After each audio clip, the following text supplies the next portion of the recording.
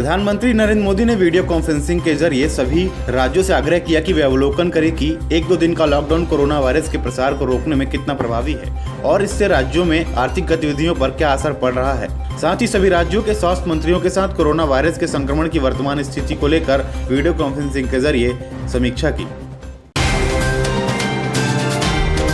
Rail राज्य मंत्री सुशील अंगाड़ी का कोरोना की वजह से निधन हो गया। वह 11 सितंबर को कोरोना पॉजिटिव हो गए थे। प्रधानमंत्री नरेंद्र मोदी ने रेल राज्य मंत्री के निधन पर गहरा शोक जताया है। कोरोना की वजह से मरने वाले यह कर्नाटक के दूसरे सांसद हैं। लोकसभा में बुधवार को विभिन्न दलों के सदस्यों ने जनसंख्या नियंत्रण कानून की मांग समेत देश में बाढ़ की स्थिति, सड़क निर्माण आदि से जुड़े कई मुद्दे उठाए। शून्यकाल के दौरान भाजपा सांसद उदय प्रताप सिंह ने सरकार से आग्रह किया कि जनसंख्या नियंत्रण के लिए कानून बनाया जाए। प्रधानमंत्री नरेंद्र मोदी ने श्रमिकों के कल्याण और सुरक्षा के लिए श्रम संहिता संबंधी 3 विधेयकों के संसद में पारित होने पर कहा कि ये सुधार परिश्रमी मजदूर का हित सुनिश्चित करेंगे और आर्थिक विकास को मजबूती देंगे। मोदी ने सिलसिलेवार ट्वीट पर कहा कि इन सुधारों की लंबे समय से जरूरत थी और बहुप्रतीक्षित सुधार संबंधी विधेयकों को संसद में मंजूरी मिल गई है। नेपाल सरकार ने भारत और चीन के बीच सैन्य तनाव को देखते हुए अपने सुरक्षा बलों और खुफिया एजेंसी को तिब्बती शरणार्थियों की आवाजाही पर करीब से नजर रखने के निर्देश दिए हैं। आईपीएस अजय पाल लांबा की book gunning for the good man जल्द लॉन्च होगी। दिल्ली हाई कोर्ट में बुक की लॉन्चिंग को लेकर हरी झंडी दे दी है। बुक में आसाराम के अर्श से फर्श तक जाने की पूरी कहानी है। बुक पर दिल्ली की एक अदालत ने 5 सितंबर को लॉन्चिंग से पहले रोक लगा दी थी। देश में कोरोना के चलते लंबे समय से कॉलेज और यूनिवर्सिटी बंद पड़े हैं और इनमें शैक्षणिक गतिविधियां लगभग ठप पड़ी हैं। अब यूजीसी ने 1 नवंबर से नया सत्र शुरू करने की घोषणा कर दी है।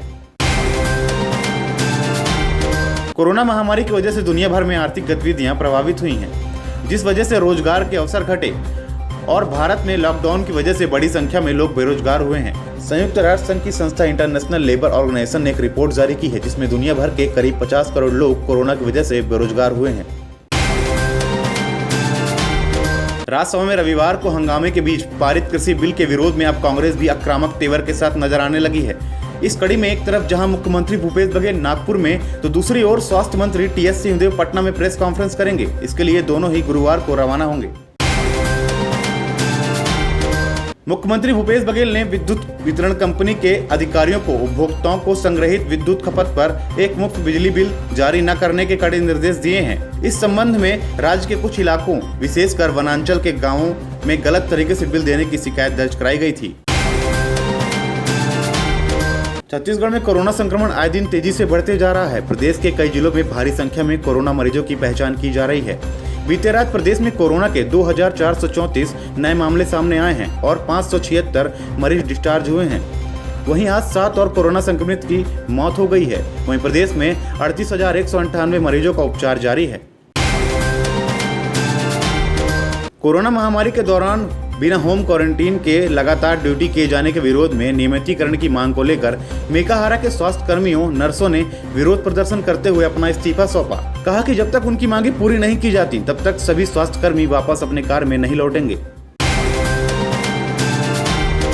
पूर्व मंत्री बृजमोहन अग्रवाल का प्रदेश सरकार पर आरोप, डॉक्टर व स्वास्थ्य कर्मियों को कोरोना से लड़ने की सुविधा साधन उपलब्ध नहीं करा पा रही सरकार। साथ ही कहा कि इन दिनों कोविड-19 की जांच नहीं हो रही है, जिससे कोरोना के सही आंकड़े सामने आना बंद हो गए हैं। स्वास्थ्य कर्मियों की हड़ताल से बिना किसी जांच के पॉजिटिव लोग परिवारजनों को संक्रमित कर रहे हैं।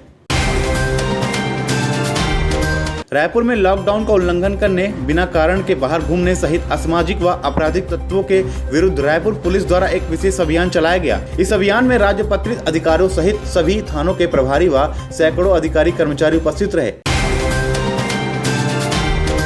रायपुर में एक युवक को फेसबुक में युवती की फोटो डालना महंगा पड़ गया, जिसके बाद युवती के परिजनों ने युवक की लात घूंसों से जोरदार पिटाई कर दी और युवक को अधमरी हालत में छोड़कर फरार हो गए। घायल युवक को आम लोगों की सहायता से अस्पताल लाया गया। साथ ही युवती के परिजनों के खिलाफ थाने में शिकायत दर्ज कराई गई। बॉलीवुड में मादक पदार्थ के कथित गठजोड़ की जांच कर रहे मादक पदार्थ नियंत्रण ब्यूरो एनसीबी ने अभिनेत्री दीपिका पादुकोण, श्रद्धा कपूर, सारा अली खान और रकुल प्रीत सिंह को समन जारी कर पूछताछ के लिए बुलाया है। सुशांत सिंह राजपूत केस में नया मोड़ आया है। रिया ने अपनी जमानत याचिका में सुशांत के अवैध ड्रग्स का इस्तेमाल करने और अपने स्टाफ मेंबर की मदद से ड्रग्स लेने की बात कही है। साथ ही कहा कि अगर सुशांत आज जिंदा होते तो उन्हें 1 वर्ष तक की जेल हो सकती थी। एक्टर अक्षय कुमार ग्लासों में अपनी मेगा बजट फिल्म की शूटिंग कर रहे हैं और प्रोड्यूसर अक्षय कुमार वहीं से बैठे बैठे अपनी फिल्मों का सौदा कर रहे हैं। मुंबई में बुधवार को चर्चा जोरों पर रही कि अक्षय कुमार की 2-3 और निर्माताओं संग बन रही फिल्म दुर्गावती सीधे OTT पर जा रही है। रोहित शर्मा की धमाकेदार पारी की मदद से मुंबई इंडियंस ने IPL 2020 के 5वें मैच में कोलकाता नाइट राइडर को 49 रनों से हराकर बड़ी जीत हासिल की है।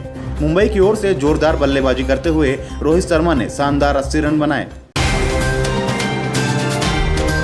ऑस्ट्रेलिया और सनराइजर हैदराबाद के all rounder Mitchell Marsh Indian Premier League से बाहर हो गए हैं। मार्श को रॉयल चैलेंजर्स बेंगलुरु खिलाफ टीम से आखिरी मैच में घुटने में चोट लगी थी, जिसके बाद वह चोट के कारण अपना आखिरी व अंतिम मैच नहीं खेल पाएंगे।